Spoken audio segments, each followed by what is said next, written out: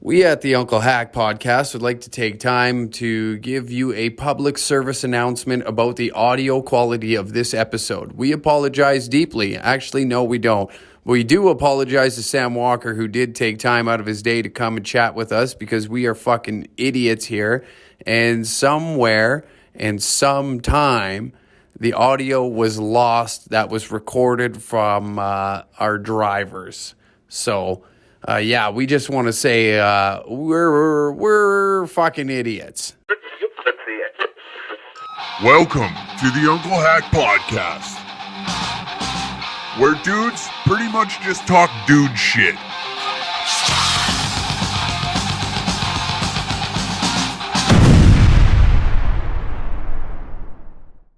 Welcome back to another Uncle Hack Podcast. I have Mr. Sam Walker in studio with me today. Pleasure to be here. Thanks for having me. I'm happy you're here too. We had the pleasure of meeting each other at Yuck Yucks 2 weeks ago. Yeah, in a blood sport battle. That was my first time back on that stage in 7 months. Did it feel good?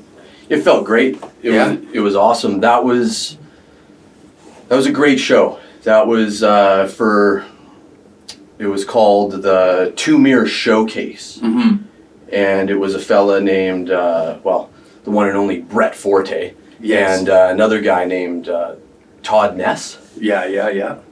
And they're the two Meers. They had a podcast going on. And they each pick a contestant to go head-to-head in a blood sport battle. In a very blood sport battle. The audience decides, and we each got a 10-minute set, and that was your first time on a Yuck Yuck stage. Yeah, first time ever in a comedy club to do stand-up. Wow. Yeah. Great place to get your cherry popped. Yeah, and I agree. You did, to your credit, you did great. You had a great set, and you ended up winning. You ended up winning the audience award. Yeah.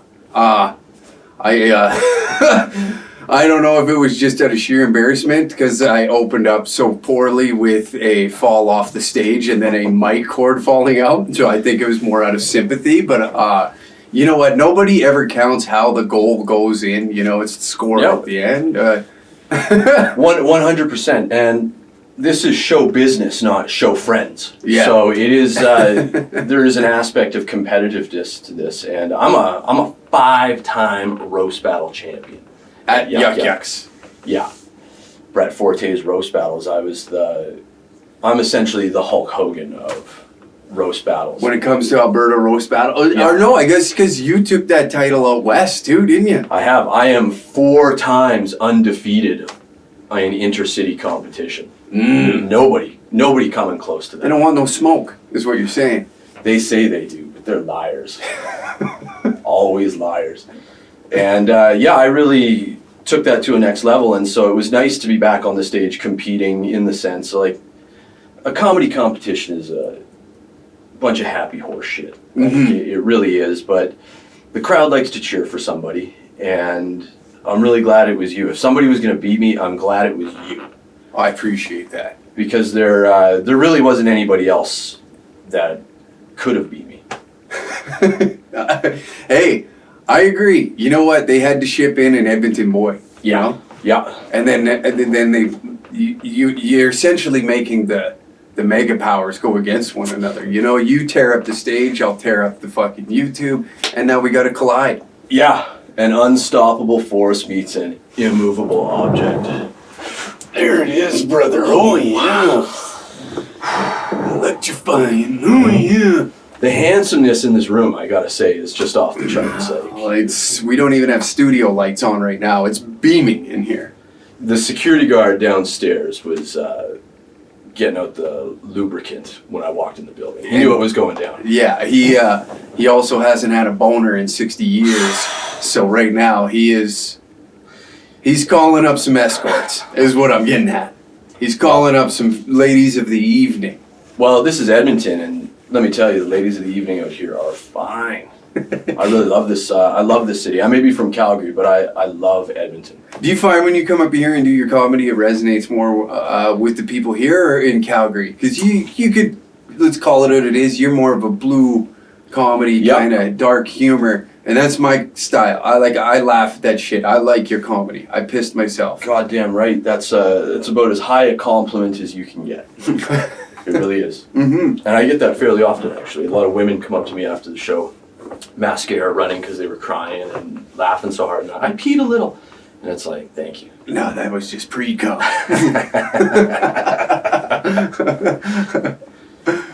It is.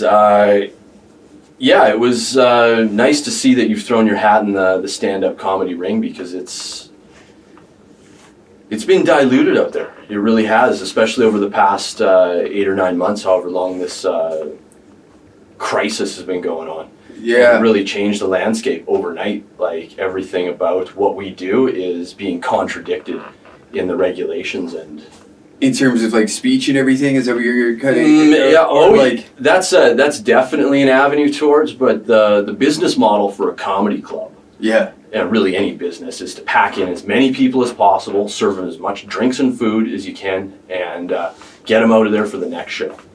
And now it's the complete opposite of that. We need to bring in the minimum amount of people that we can possibly have and serve them sparingly. They aren't, they're being really careful with over-serving and stuff like that. They don't want to be making too many trips, any of that stuff. Which is weird. You'd think like right now would be, especially the time that we're in, would be you want to just, get them fuckers in there and fill them piss loaded till they, you know what I mean? Like that to me seems... It would, but it's all being handicapped. Like, everything about the business model is like, no, don't have too many people at a table and keep these people docile. I guess. You don't want them getting too rowdy and expressing their feelings too much. And then also, like, in the olden days, the worst nightmare for a stand-up crowd was having a spread out audience across the room. You always wanted them as close to the front as possible, and then kind of let it peter out into the darkness from the back. But now that's an optimal crowd. And I gotta say, like, our show on what was the Meers Showcase was far and away the best show they had ever done. Really? And however long they were running that turkey for like 6 months to a year.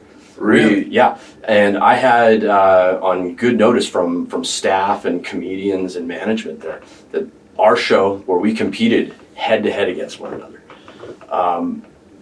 it was electric. Mm-hmm. Like, you could hear it in the audience. There was an electricity, a buzz, and the servers were serving a lot of drinks, and it was a Corona sellout, which is as good as it gets these days. Yeah. And we both did really well. Like, you're green as grass, but you've got the gift of gab. You're a funny guy, and thanks, man. That doesn't always translate onto that stage. No, I've noticed it's really tough. It's it's very hard, but I think it's just a lot of reading the room. This is my analysis of over, I've maybe touched a stage 12 times, and that just being one in a comedy club. The rest are bars and, open mics and shit around Edmonton. And I've noticed, like, it's when you walk into that room, you can feel like, this is in my crowd. Like, there's certain locations that I walk into, and I know that this is going to be for me. Yeah. I'm going to make this for me. And if I'm laughing over them being uncomfortable, I still fucking win at the end of the day. Yeah. Well, that's an important note, is comedy isn't about consent. You're there to make people laugh, but it doesn't have to, you don't have to pander and dilute yourself. Yeah. And you're coming in pure persona, and you're a funny guy. And I was in the green room. I honestly didn't get to hear a lot, other than I heard people laughing. Yeah. And that was how I knew you were doing well. Yeah. I don't know. I just, like, you know what? I'll be honest. I lied. I told Brett that I got 10 minutes. I did 10 minutes at one CyberCon. I fucking lied through my teeth. And then as I'm driving down, I remember looking at the old lady and be like, look, I don't have 10 minutes worth of material.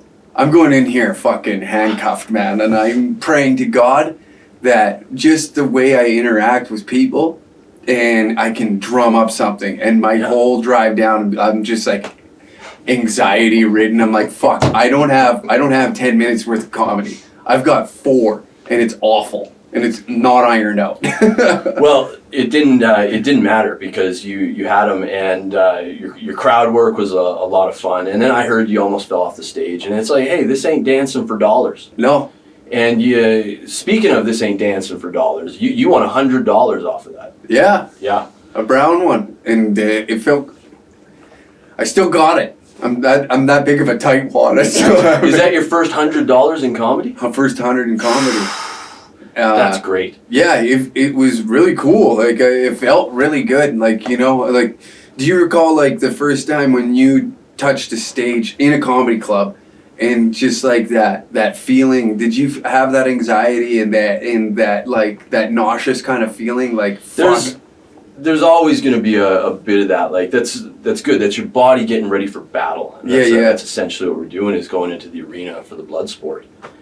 And it was. If you're not nervous, then you're going to shit the bed. Yeah, that's for sure. Like it ain't happening. But yeah, my first time was for the Yuck and Cummers comedy competition in 2016.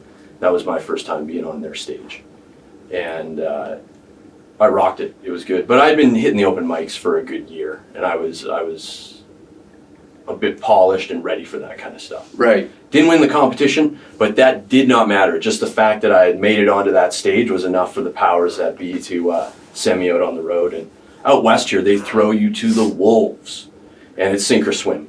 Yeah. And I obviously swam.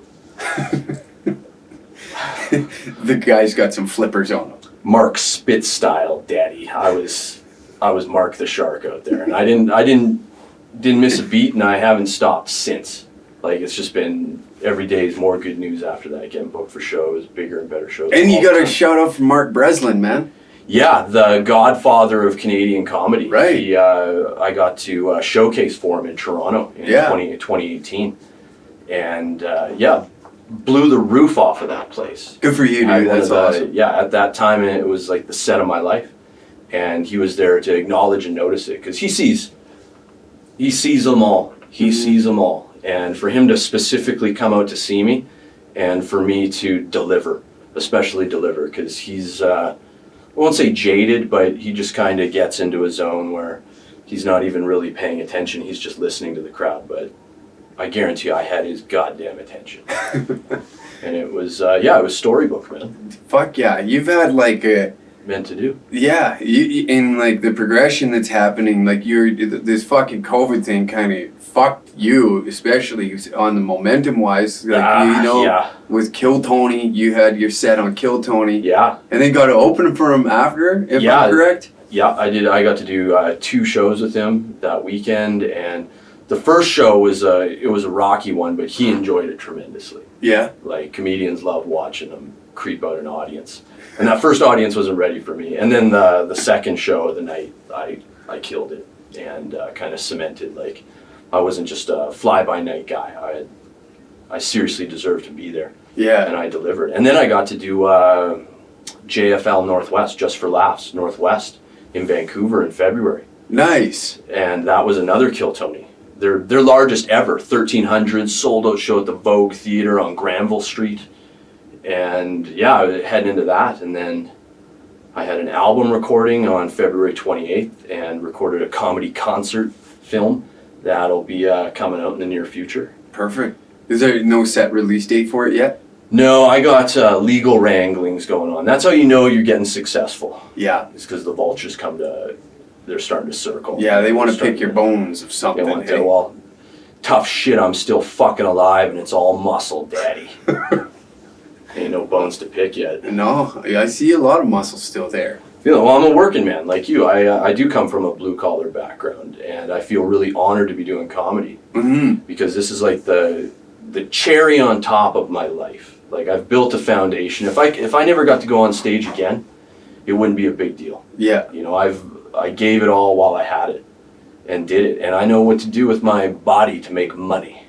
Oh, time for a little ad. That's right. If you go to dangercatshop.com right now, you can get 15% off your order. New products now available on the site. That's right, we got crew neck sweatshirts on there. And if you use the code HACK15, you'll receive 15% off your order. Also, the Patreon. You want an extra episode of this podcast? Not a problem.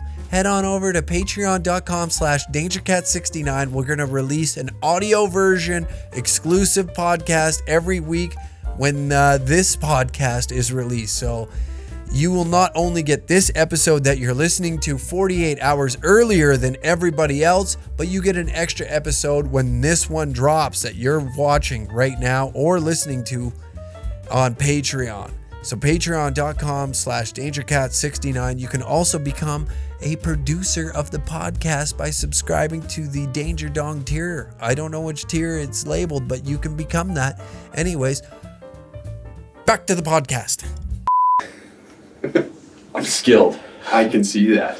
And that's I see a lot of your fans. That's how they make their living. You know, they aren't lollygaggers. They aren't guys that are sitting on a couch waiting for the dole.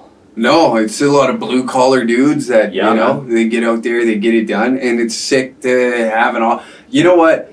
That audience, I think, is the best audience because those dudes, they bust their ass, and when they come to a show, they are there to have a fucking good time. And they fucking get it. They got a sense of humor, and they're not worried what 3 people doors down are going to be thinking about them. No, they don't give a fuck. No.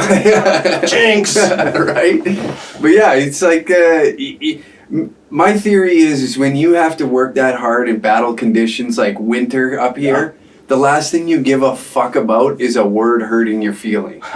You know what I mean? Like, when you gotta go and like touch cold steel in minus 35 with a 80-kilometer wind chill, the last thing you think of is being called a pussy offensive. You know what I mean? Exactly, and that's all in a day's work, man. Yeah. That's all in a day's work. I lived out in British Columbia. Yeah. Because they're fucking lawless out there. You try and be an honest working man out there and you get punished. For real. Unions, eh? Beyond that, taxes. Oh, yeah. BC liquor. ICBC insurance. It's disgusting. It's absolutely disgusting. And they don't have that Alberta Puritan work ethic out there. They were more of a, hey, let's take a relaxed attitude towards work. And hey, I enjoy having a nice job site. Mm-hmm. But when you're not getting over and you're not putting out, you can get the fuck off site, man. Yeah, I agree with you. I was a go hard retard too. Like, I went from this job that was 90 miles a minute and it's nonstop all day long to going to be in a field operator where I just drove in a pickup to check pressures on pipe and I was going bananas. It was like I was almost ready to just start breaking shit just to fix it, you know what I mean? And cause problems so that way I could do something. Yeah, the Weibo Ludwig supervisor. Yeah. God bless that man. Did you have experience in the oil patch, or was it like when you say blue collar? What were you usually doing? Oh man, I've done a lot of stuff over the years, and I was always well behaved enough that I didn't have to get sent up north to go work. I was always able to swim in the construction industry, right? And that was my thing. And out of high school, I got into roofing. Oh, talk about. I think maybe a coal miner could possibly be a worse job than that. No doubt. But that's out, and it was year round in Calgary and area. Oh, it was not just like, hey, no, it wasn't a summer job. It was year round. So I understand the being outside in the cold, dangerous up on a roof. And we do like houses in Mount Royal and whatnot. Like they were kind of la-di-da. So like 12 pitches and peaks and ladder jacks and me carrying all the bullshit up. And I never saw myself in having my own crew or running it and doing it. Like it was always just a job. Just go and work. Yeah, and so I reassessed my life after a couple of years in reality. Mm-hmm. And I decided to get into a different trade. And drywall finishing, mudding and taping. I'm a master craftsman at that. And I specialize in painted ceilings. Yeah. So it's, I don't really consider it a trade. It's more like an art. That's what I do, an art form. And so that's what I do on my off time. And I'm also a useful guy for helping people out. Anything you need to do. I may not be leading the crew, but I'll be a good hand. You always got the hands in the mix, eh? Yeah. And I always steel-toed boots, safety glasses, and gloves. Don't travel without them. At least one. Always one. If you see me with 2 of these on, it's already too late. Yeah, you're in trouble. The fuck? So when did you make the transition to comedy then? Like, was it later in life, or were you always dabbling in it? You know what? I was always the funniest guy in school. Yeah, like the class clown, dicking around, doing anything for a laugh. Yeah, not anything for a laugh. Because I got a really serious side to myself. I'm serious like a heart attack in situations. But that also breeds the comedy. Is like the more serious you are, the funnier things get. Right. And the more serious I get sometimes, the funnier it gets. So there's always that kind of, I guess, dichotomy. And I'm a complicated person, like everybody is. Yeah, well, 100%. Most everybody. There are some simple folk out there.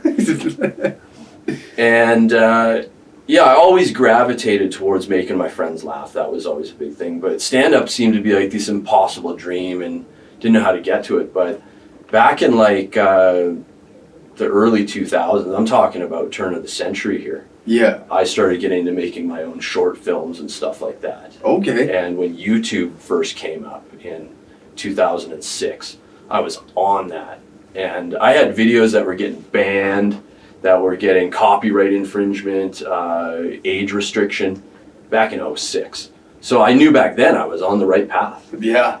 That almost took a skill of its own, because back then it was a cowboy era of fucking YouTube. You know what I mean? Everything hadn't been uploaded then. Like there was stuff that you could search for, and it just wasn't there. I'm 90% sure they had porn on YouTube then. Oh yeah. Right? It was absolutely the Wild West days. And then what happened with that is I just I had about 18, 20 videos out there, and the production just wasn't there to continue on. Like I wanted to keep doing it. Yeah. But I didn't have a team around me that could, and teamwork makes the dream work. You need people. And that's before, creators were getting the ad spend. Oh yeah, you know what I mean? So it was a tough grind. So I wrapped that up about 2008. I was finished with that, and then kind of went into a bit of a cocoon there to just kind of figure out the next way I was doing. And then around 2012, I just got back into, I took some acting classes. Okay.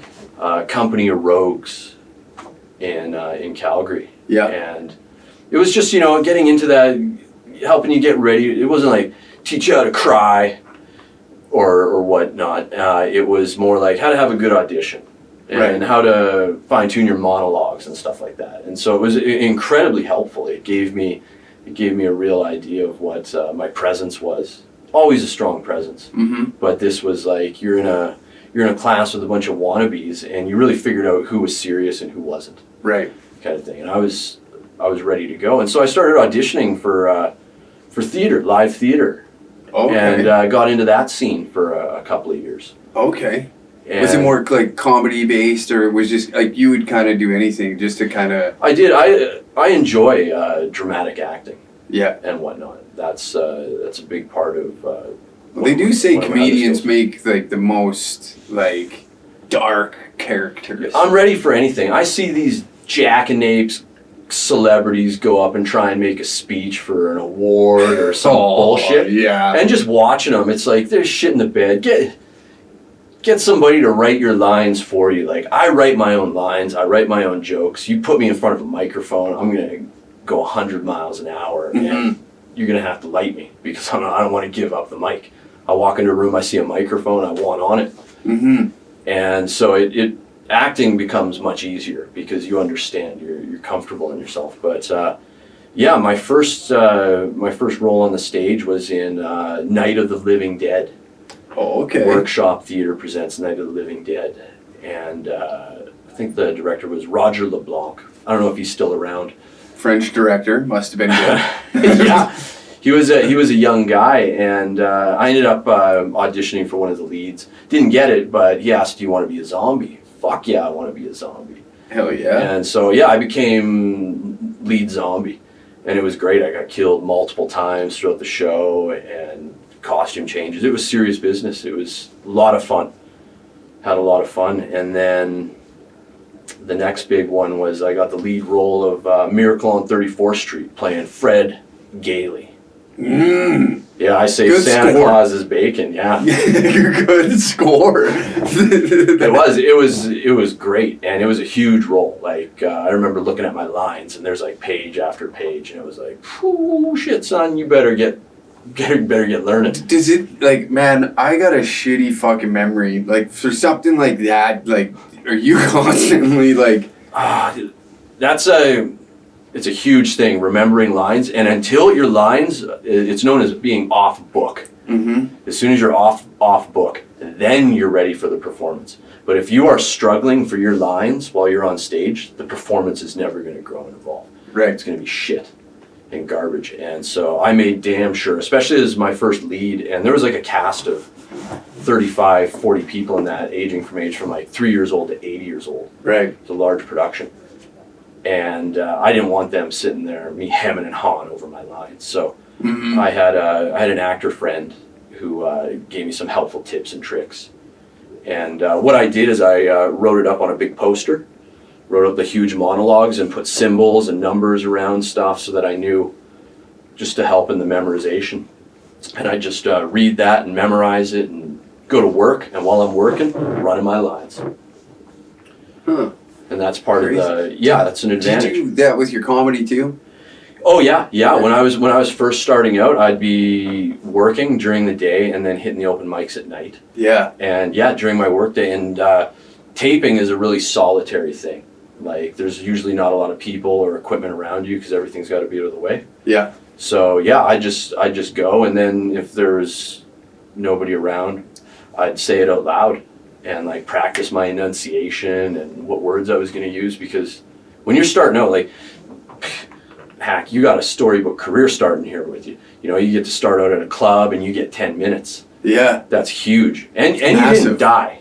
You didn't die. And that's, you'll live to fight another day. I'm worried about that, man. I'm like, first off, Forte, you fucking dick. I'm like, because Yeah. he texts me, he's like, you're versus Sam Walker. Yeah. I'm like, are you fucking kidding me?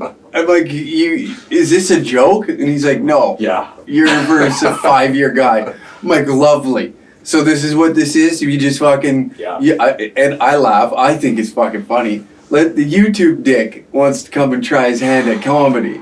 So then, like, man, I was... the moment I heard that, I remember just sitting there being like, I fucking showed the text to the old lady, and I'm like, look at this. I'm worse. And she goes, oh, I don't really know who... I don't follow the comedy scene like you do, you moron. Yeah. So we went, I showed her all your bits online. Whew. And YouTube, and like, you're crushing and just murdering on stage. I was like, he was on fucking Kill Tony, for Christ's sakes. And she's like, well...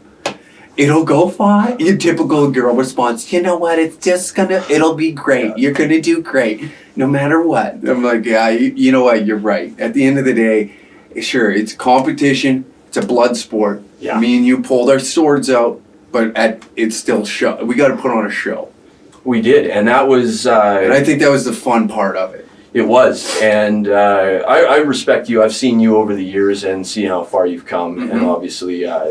there's a small crossover in our fan base. Yeah, big time. But I'm guerrilla underground. I am not meant for CBC No. or corporate comedy gigs. Do you ever want to do that, or you're like, fuck that? I'm Canadian. Fuck that shit, man. Yeah. All 80-year-old people watch that trash. I agree. And it's a $1 billion budget they got. Billions of dollars they got. And for what? I wouldn't listen to it if you paid me. Every time I put on CBC comedy, man, like, other than like a guy like Charles Haycock, he makes me laugh because he's a funny guy. He is. And Clean. just- He can work clean too. And, yeah, and every time I've seen him in Rare. the city, super funny guy.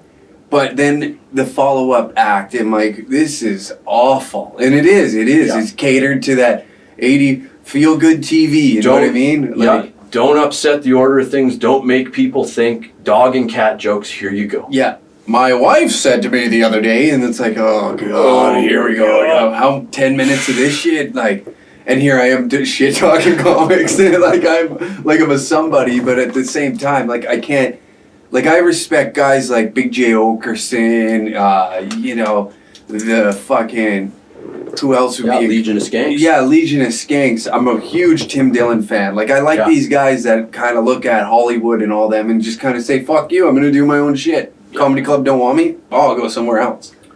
I know those names, I know who they are, but I don't watch any contemporary comedy these days online because I know these guys are funny. Yeah. I don't want to maybe be unduly influenced by something they're saying, or if we have the same premise, I don't want to drop it if I want to be stealing accidentally. Right. That's a good point. For sure. So I'm not a huge advocate of watching. Mm-hmm. Go to shows. Don't watch it online on Netflix or anything like that. And anything that's really going to be good enough for Netflix, you don't want to be seeing anyway. Mm-hmm. Because those, that's all milquetoast, watered down trash. Yeah, man. The moment my sister is recommending a comedy special to me, I know it fucking sucks. You know, she's like, hey, you should watch the new Bert Kreischer one. And you know what? He's a funny guy, but it's just not for me. I can't, it's really dad humor for me. Yeah, and, you know? Like, you're going to be watching it going like, damn it, I could go out there and do just as good a goddamn job as him, right? Yeah, so I could peel a tarp and wiggle my cock. Is that what he does? He takes his shirt off, too. He peels a tarp, yeah. But he has a barrel to back it up. Yeah. I just look like a fucking, you know, a cancer patient that found McDonald's. Not bad. Looking good, Daddy. Looking good. Could be a lot worse. But yeah, back to like the contemporary comedy and shit like that. It's good. It's refreshing when guys like you hit a stage, though. You know what I mean? Oh yeah. To shake up the fucking system. It definitely does, and it's amazing that I even made it into the money game in this because basically to get out there, you're doing 5-minute sets at open mics, or maybe you get a guest spot at a club or something like that, and you got to do really well in order to get noticed, and you got to do really well consistently. And there were so many times I was thrown on a show with like just like milquetoast after pussy after loser after wimp, and then me coming up on stage and just fucking knocking their dicks in the dirt, man. Like they did not see it coming, and a 5-minute whirlwind, and then the MC would have to go up and take 5 minutes just to calm the crowd down before the headliner takes the stage. And then after that, people coming up to me after the show and saying, that was awesome. And it's like, it's 5 minutes. It's not a lot of time. And so I knew I was on the right path. Yeah. And if you don't take the most advantage of the stage time that you get, if you ever go on stage and I'll just half-ass it, then get the fuck out of this business, man.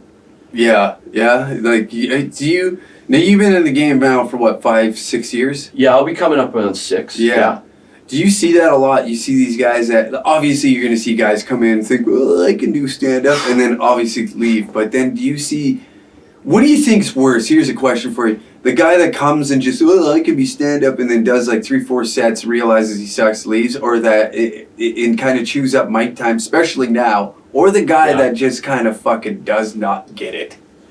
Well, that's the thing, is if you're not... if in the first couple of years you're not starting to make money at it, kill yourself. You're never gonna make it. Like you're just not gonna make it. Like you can't teach funny. You either have it or you don't. You can get better at it, but it's like it's one of those intangibles of like, how do you make the NHL? Yeah. You know, like there's some naturally have it and some have to work for it. Exactly. And when you naturally have it and you work for it, then it's a lethal combination. And so if I see somebody, I enjoy watching somebody die 1,000 deaths up there. Yeah. That's great. Like it's still good comedy. But you know, if they're, as long as they're putting in effort and trying to get better. If you're making the same mistakes over and over, or telling the same joke that bombs every time, and you're not trying something new, then you're not growing. And you're not there to make the other comedians laugh. You're there for the audience. Yeah. And so the only rule is funny trumps everything. Yeah. If you're funny, that'll get you through. And if you're not, then what are you doing? Like, this is the whole point. And then if you bomb your set and then you stick around afterwards, embarrassing. Go, leave, be gone. Yes. Oh man, my first set ever was awful. I opened with I've told Brett this story. So I opened with my hometown is known for two things: corn and a school shooting. Oh yeah. So I thought in my head it'd be a good idea to come out hard and heavy with Tabor. Yeah, We love Tabor corn. Tabor corn, yeah. And I was like, I even said that. I was like, I grew up in Tabor and we're only known for two things. And one guy in the back goes, Tabor corn! I'm like, yeah, there's always one retard that says that. What a lot of you don't know is when the gats come out. Oh yeah. And coincidentally, the Reverend's son got shot in this. So I was making a joke about how God really does. I was trying to. Yeah. I shouldn't say I made a joke. I was trying to make a joke about how God really doesn't care about, the Reverend's son that's in a public school, rather than a religious school. Should have went to Catholic school. You should have. We were safe over there. We learned. But it just, my whole set bombed. Yeah. And, whether, I know I was awful. I know for a fact I was awful. My jokes sucked. Everything about it sucked. Yeah. But it was just like, okay, back to the drawing board. I think I was trying to be too edgy, And you do have to win the audience over before you can drop a bomb on them like that. Yeah. So, but that's how you learn. Like, I'm all about making mistakes. Just don't make them 2-3 times, right? Yeah. Learn from it, right? And you gotta. It's a badge of honor too, because there's a lot of people that did that, tried the same thing you did, and they're never coming back. Yeah, I've heard of like 2-3 people that said they tried and went up and they like got 0 laughs and they're like, I'll never do that again. And I kind of looked at them like, you're kind of a pussy. Like, totally. So this is what I told myself when I started writing jokes. I told it to one buddy and I said, listen, I'm doing this for 3 years. If I don't get a paid gig in 3 years, I'm done. Yeah. And because you listen to any well-groomed comic that's been around for a minute or two, everybody said, I didn't get good till like the 7th year, 8th year. And in the 3 years, I just grinded the open mic scene and was getting these little spots here and there.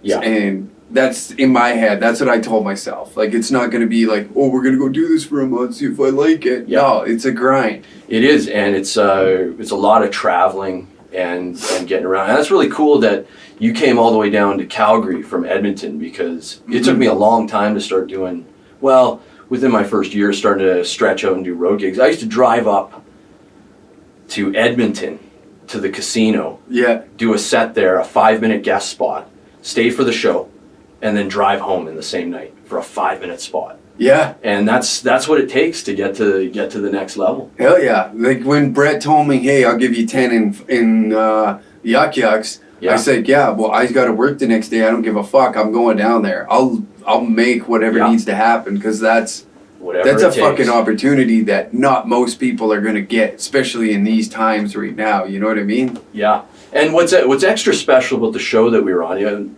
other than our meeting and getting to see each other in real life, and I just got to say, you're just one of the handsomest men I've ever seen in my entire life. Well, I'm looking at you, and I'm seeing a great mustache, a fabulous hairstyle. Thank you. And like right down to the boots. You went with the tan pants. This was not planned, gentlemen. Yeah. And I'm not gonna be this guy, but we kind of got the same sequence going on with the undershirt here. Yeah, it's definitely. So we're just looking at color coded. Yeah, we're This is my Freddy Krueger light. Yeah. That I go for, and it's LITE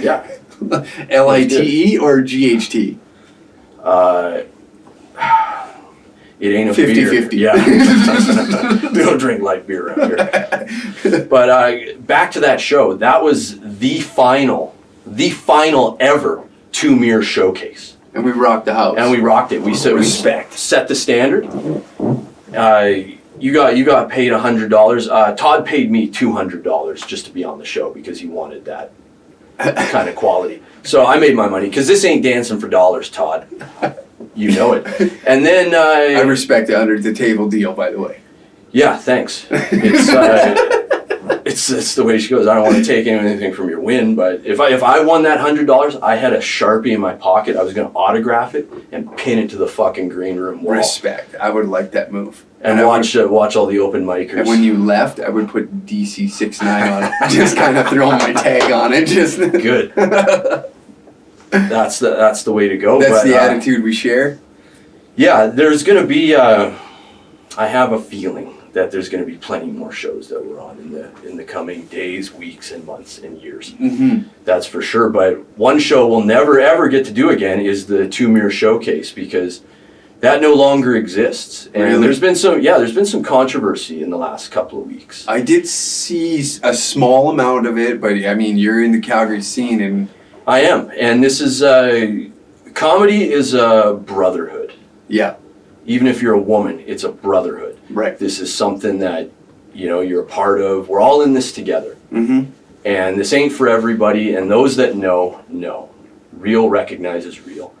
And steel sharpens steel. 100%. So you want to associate yourself with the best and the brightest as much as possible.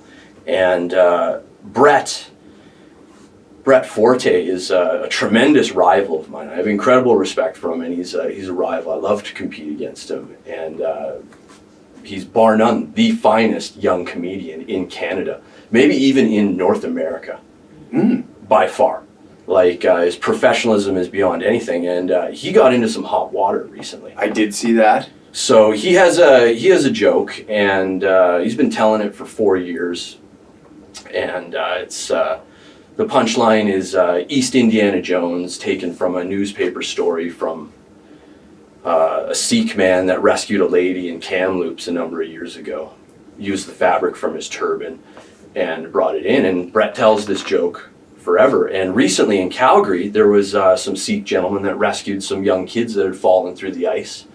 And they used whatever they had to get these kids out and save their life. Right. And so Brett goes and hops on the news story and does a joke about it. Well, somebody out there does a hatchet job on him and edits together a small segment, and they preface it with 1990. Some guy in Alberta complaining about turbans being in the RCMP. It was a thing back then. You're pretty young. I recall, like, the big thing with the turban with me is, like, guys bitching is the motorcycle thing. Yeah, and it's like, your life, your choice, whatever you want to do. Whatever floats your boat, man. Exactly. And so they preface it with that 1990, this guy that was like, no, they shouldn't. And then they faded into 2020, and they show, like, a minuscule clip of Brett on stage doing an Indian accent, part of his joke. No context, no punchline, no anything.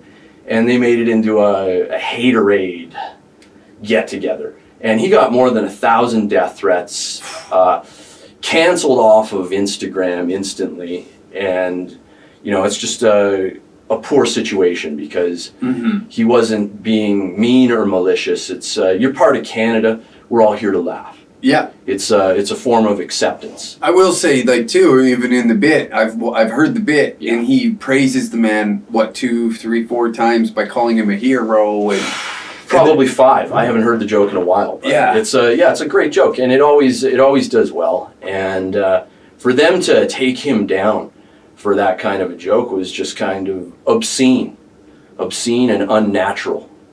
It's self-censorship and whatnot. And so this happens to Brett.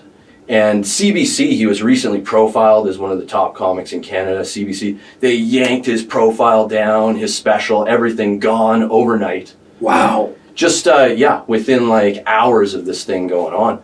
And then a few days later, this happened on November 3rd of this month. Yeah. That's when Brett got canceled. And don't you hate how that sounds? Sorry, I don't mean to cut you off, but don't you hate how that sounds?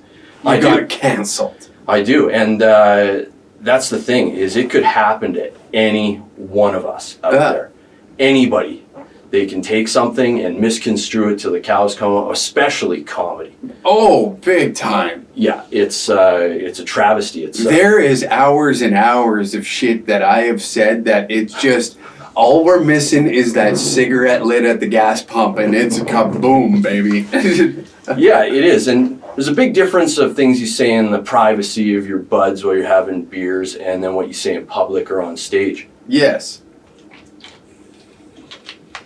And so Brett gets done. And so he's been doing this podcast with Todd Ness, another supposedly up-and-coming comedian here based out of Calgary, Right. for the past year and a half. And Todd was 1/4 of the Two Meers podcast and showcase. He was riding Brett's coattails. He was getting taken to the next level by Brett. And he decides after less than 4 days to completely distance himself from everything related to Two Meers. He dropped it like it was hot. Quit the podcast. Really? Quit doing shows with Brett. Quit doing the Two Meers Showcase, that show that you and I were on. Yeah, yeah. And yeah, just completely threw it away. And he's going out on Instagram talking about like, oh yeah, no, I haven't quit comedy. I'm still doing comedy. Everything's fine. Everything's fine. That's what he said.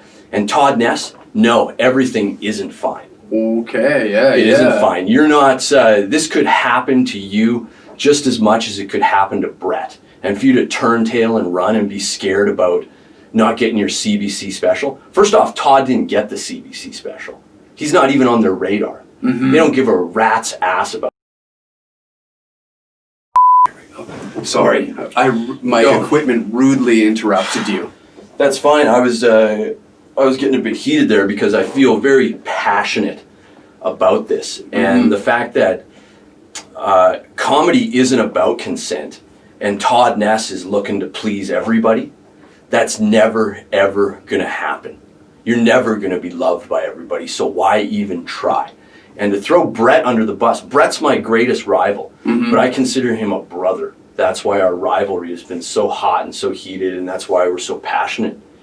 And we fight on stage. It's like the Rock and Stone Cold. Sometimes you just got to collab forces, but you know what? At the end of the day, we're still gunning for the title, right? It is. And then to see Brett get treated that way when he's the one carrying everything, that's going to go down as the defining moment in Todd's career where everything, it's the reverse Midas touch. It's going to turn to shit, I guarantee you. He just ain't got the stones. He's a coward. He's a coward. And Todd Ness, I want you to watch this and know that you're going to be known as a coward from now on. You know, like I understand what he's doing in his life. He's got a really nice fiance, and you can go back and look at all the videos they've made of her. She's a very attractive lady. Mm-hmm. He had her block me on Instagram years ago because she liked me so much, and he's so insecure that he had her blocked. But he's got a fine fiance. You should just go worry about getting married and making babies and quitting comedy. Because if you don't have what it takes to take the heat, then you don't need to be in this business.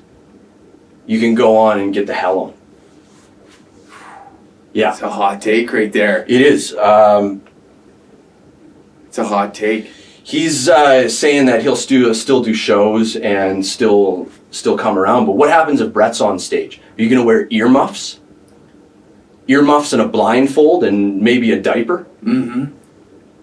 Absolutely embarrassing. So with this now, like you said, comedy is a brotherhood, right? Yeah. So when something like this happens, does that rumble up? Like obviously, a lot of you guys call Yuck's home in Calgary. Does that rumble it up a little bit? Does that ruffle some feathers with some other guys in the green room?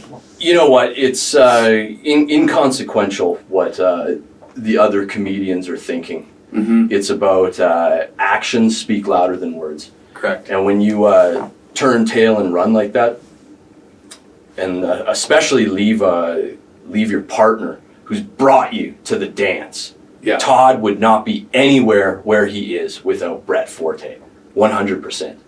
And for him within a few days to jump ship like that, it's embarrassing. It's embarrassing. We're all coming out of the trenches together. Yeah, and like we were talking before, comedy is something that shouldn't be touched in that sense. And I look at comedy like this. It's like MMA to me. Everybody in the gym, we kind of need one another. We need to bounce shit. And then when you have, and when it comes time to dance, and it comes time to square up, and you got to battle the audience, it's just you versus them. But you needed those guys in the green room and hey man, like you're doing this wrong. You're like they try this, and like you're working together. So does that kind of? It is because. Well, what I see is with that type of attitude and willing to use those actions, like you can go look up Todd Ness on Instagram and see his post of why he's leaving the two Meers. In fact, let me see if I can punch it up here, and I'll just read it out loud because the words are so disingenuous to what he's trying to get across here. There we go, got him. You guys should look him up and commented on it. So, two Meers fans. So he should have said, Brett Forte fans. I have made the difficult decision to step away from the Two Meers podcast and live shows. This was a personal decision that I have made based on my values and vision for my comedy career, which doesn't exist anymore. You're done. You're done. Dang. Thank you to all the listeners over the past year and a half for your continuous support of Brett. It was one hell of a ride. I hope some of you will come along with me to my next ventures. Well, maybe your next venture should be just focusing on your oil field job. Well, he's a patch guy? No, he works in an office. I was going to say, I don't think... Tongue in the anus. He's really good at his job. They call him the toothbrush. Eh? Toilet paper, actually. And you know, I respect Todd, what he's done to make it this far. But once you've made it to this far, you should know there ain't no going back. Now with something like that, if we're being honest, in my mind, anyways, that's kind of like where you're drawing a line in the sand. And I don't think comedy has that. It doesn't deserve that line. There should never be that line. And when somebody puts that line there, it should be always stepped over. Somebody should be willing to obliterated. Yeah. Every fucking time. Yeah. No retreat, no surrender. Mm-hmm. You never back down. Ever, ever, ever. And this is what perpetuates the negativity. Like, my vision for Todd in the future is doing stand-up at COVID re-education camps. He'll be one of the top counselors, working for the CBC too, because his track record is impeccable. He's the type of guy he plays hockey jock. He should know what the world's about. And when the whole team's going all in, you go all in. Word. Yeah. Dang, man. Yeah, I've heard stories. He's never told it to me because he's always been quite intimidated by me, obviously. And I heard back in his hockey day, bench clearing brawl, everybody on the ice, and Todd sat on the bench like a good little boy. He was the only guy that didn't join in the melee. Even the guy on your team with the hearing aid went out there, willing to get his head bashed in. And Todd sat on the bench like a good boy. Because that's what history remembers, is the guys that were on the side of the battlefield. Do you think now, going back to the showcase, all right? Yeah. We're digging back into the history books, the last show ever. Do you think that he brought a guy in like you to take the brunt of things for you? He definitely did, because he's a smart enough guy. He wanted to win. Yeah. And obviously I was the only choice of a guy that can go up against you, because Danger Cats is worldwide, man. Mm-hmm. Like, you're not some flash in the pan. You're gonna bring people to the show. What they do after I lost on Todd's behalf, there's a dare that they do, and so on the podcast they do a dare, and that was kind of what kept the show and the rapport moving. And so they had a dare that they were going to do, and I think it was a really weak dare on the week that I was there. Was putting shitty underwear in the sink or something? Did it get completed though? That's what I want to know. So, did he own up to his work?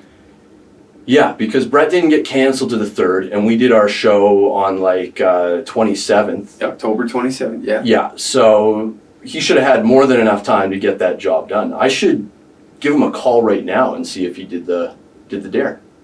What time is it? It's about I think It's about 3:30 here. I'll give him a call.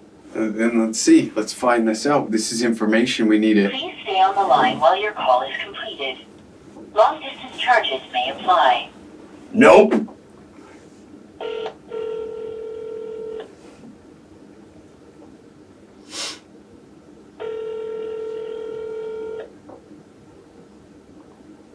Oh, come on, Todd.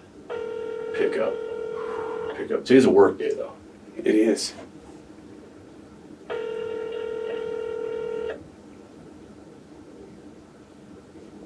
You have reached the voicemail box of Todd. Oh, hey, Todd. This is Walker. If you get a chance, could you give me a call back, please? Thanks. Bye. I guess we'll never know. We were hoping to get that live. Yeah, I know, but that's the thing is like when you're doing dares and stuff like that, when it gets down to like soiled underpants in the sink. For the old lady to see? Yeah, you're grasping at straws, man. It was probably time for them to split up and Todd to go on his way. Go the married route. Yeah. And let the renegade. Yeah. Yeah, let's get the NWO together, Daddy, and fucking take over this world. Oh, yeah, now we're talking. And Todd, you can MC. Be the MC. At least you're kind enough to... That everybody likes. Here's something that everybody's gonna like. Uh-huh. A hockey jock. Yeah, and then let the cowboys come in and shoot up the saloon. Oh, yeah. And you can patch the bullet holes. Yeah, hang 'em high.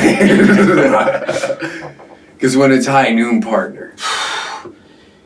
Man, in this world, I don't darken a doorway without being ready for that. Yeah. Like, it's serious business right now. Mm-hmm. And any way to make $1 in this life, I salute you. Because it's getting hard out there to make money. And they're doing everything in their power to make it so that you can't make a living. They punish you as a tax-paying citizen. I agree. I fucking couldn't agree more, especially right... Again, it's so hacky to talk about the COVID times, but then when you're going into lockdown, clubs are shutting down. Fuck, we've had 4 or 5 rooms, I believe, up here just say piss on it, we're not opening up again. A bar that was... did you ever do Empress here? Yeah, man. I used to, anytime I was in town and I could make that Sunday show. Yeah. Love that room. Shut down. Yeah, the bar had to close, so... Heartbreaker. And that was the first room that I ever got to give her a whirl at. Yeah. And so I hear all these, these echoes through the streets of Edmonton of how great that room was, and I went there with my shittiest performance ever. And first, but shittiest. And I don't get to see in the future of like what that would have been with other comics, because I watched some guys that night rock the fucking house. Yeah, man. And that's the thing too, is you can, when you're watching shows and at live shows, you watch what works and how people do things, and you learn from their mistakes as well. See what people do and recalibrate. But Uncle Hack, it's an honor to be in Edmonton and to be on your show and get to talk to the Danger Cats, and hopefully soon we'll get rocking and rolling shows, and these people can come out to the shows and see what almost got me banned in Europe for. Yes. Yeah. Yes. I'm not some guy that's just been around to a couple open mics, man. I've toured across North America and with the legend himself, hey? Jason Rouse. Yeah. Fuck yeah. I got to ride Jason's coattails, and he gave me an opportunity, and I hit it out of the park, man. Good for you, dude. That's awesome. Home runs. Because, we were kind of chatting about it when we were down in Calgary. Yeah. And you were the only guy to ride the whole tour with them. Yeah, man. I'm the only guy that's ever crossed the finish line with him, because it ain't easy traveling with Jason Rouse. If you look a couple podcasts back, you'll get an idea why. Yeah. But, oh, yes, it's Todd. Here we go. I'll put it in the front. Hello? What's up, Daddy? Hey, I was wondering if you and Jen did that sketch for the Meers Showcase.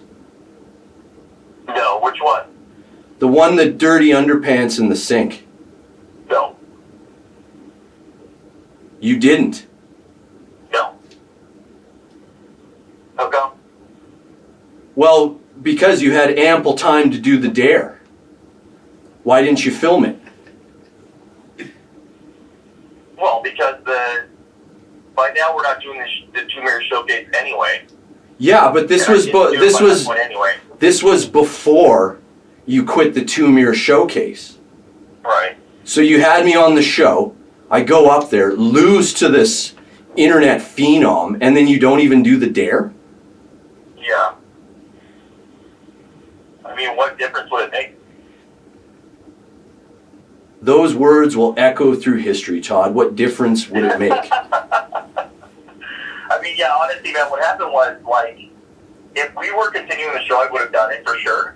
But by the time that, everything happened, we sorted everything out, I still hadn't recorded it. And then, if we're not continuing the show anymore, there's no point in even... You couldn't take If there's no point in continuing the show anymore, those are the only words that I had to hear. Later, Todd. I'll see you at the shows with your earmuffs and your blindfold on. Right from the horse's mouth. Oh, boy. I'm so glad he called back. That was awesome. That felt good? Yeah, that was good. Oh, That was weak. So weak. man. So So what does this mean now for Sam Walker moving forward? well, as many differences as Brett and I have had, I'm going to be solid with him, and I'm going to help him in any way possible. And we're going to unite forces again and hopefully produce and do some shows. And I'd love to have you a part of it. Gladly. Yeah. Anytime you need a guy to do 5 down there, you let me know. Dude, well, And we'll run the fucking house down. we goddamn will. We goddamn well. I'm excited. It's going to be a lot of fun for the future. I think so too. I think that things are going fast for me right now in stand-up, and I'm not saying that, like, it's great, but I want to be rock solid, and that's why I've been, like, under the radar. I'll talk about it on a podcast, but I'll never. That was the only time I ever told anybody where I was going to do stand-up. And for obvious reasons. You're putting me up against a 5-year vet. I need any advantage I could possibly fucking get. And you have a good hometown crowd, as it is. I do. And, and it could have worked horribly in my, not in my favor, I should say, as me go up, because I know my audience is going to find you funny. And that could have just, like, there was so many fucking factors that I thought about, and I'm like, do I not say nothing? Or do I just go down, make sure? It is. Yeah, you know what I mean? There was just so many things I was fucking, but then I was like, at the end of the day, I'm like, that's a compliment. At the end of the day, that's a compliment to me that they're going to put me against Sam fucking Walker. Yeah. My first showcase, I got to go against the guy 5 year. It's win-win to me. That's how I looked at it. Yeah. I lose to a 5-year veteran, or on the upscale chance, or the fucking not upscale, the odd chance that I fucking do win. I get a little, almost like okay. It is, and even though Todd paid me $200 to do the show, you still beat me. Yeah. You still beat me fair and square, and you use that as a credit. It's not the win that felt great. It was just the fact of, like, the acceptance into the comedy community. You know what I mean? It's like my back was against the wall. I lied to Forte. I told him I had 10. I don't have fucking 10. That's even better. That's how you get it. Fake it till you make it. Yeah, I bold-faced lied to him. Told him, he was commenting on one of the live streams of this podcast with me and him. Yeah. And he goes, you got 10 down in Calgary. And I texted him, I was like, are you fucking with me? And he goes, no, you got 10. You got 10? Oh, I got 10. And I don't. I lied. I'm bold-faced lie. I'll take that, though. And I was just fucking back against the wall. Hope to God this fucking works out. Yeah. And in an alternate universe, maybe you didn't have 10 minutes and you died 1,000 deaths. But that's not what happened. No. That one night, the stars aligned and you fucking And now did it. we have... I'm two- here today we got because of that two- night. Yeah. I'm sitting here right now, so... And it worked out tremendously better than I thought it was. I played out every scenario in my head. Yeah. I'm like, this is going to go fucking horrible. It is what I thought. I'm going to die up there. The comics are going to fucking die laughing because numbnuts over here thinks he can do some fucking come up and throw the gift of gab at the people. Hey. Yeah, but that's what we got in store for the future. I don't know what we're going to call them yet, but it's going to be, let's start doing shows. Edmonton, Calgary, and Yes. do Alberta, man. These people need the entertainment, They do. and they're ready for it. They I are. can tell. And they need fellas like us. Oh, yeah. They do. There's nobody representing them right now. No. There's nobody in mainstream entertainment representing them. No, good point. And Good I don't point. want to be mainstream entertainment. You check me out on Instagram, Sam Walker Live, and each and every follow that I've had, I can pretty much remember who they were because I get like few people after a show Yeah. coming and getting to me. And those are the people that get it. I don't want to be loved by everybody. No, fuck no. Yeah. That's like that's too much tap dancing you gotta do. You know what and I'm not into that. I'm Yeah. fucking I'm done dancing for dollars. yeah. Unless the dog maybe. Well, never say never. Never say never. It's true. Fuck yeah. That's true. I've been around a while. I've done some things. You've seen Yeah. the People red ask me tape. what I do, and it's whatever it takes. That's not a joke. That's life. That's cold hard facts. Yeah. Fucking A. Well, I appreciate you coming down, man, and chatting with me. We got to the bottom of that Yeah. hellfire. We did. That was good. I got it off my chest. I've been feeling tense about it. And it was good to say it out loud, and then even get him on the phone and hear his weak argument. Oh no! And then he turned on the charm there. He turned on the charm and then tried to flip it, but Felt the yeah, pressure. man, exactly. Ugh. So you can see me and Brett Forte tearing it up, coming to a town or a city near you. Hell yeah. Thank you again. Let the wolves kiss.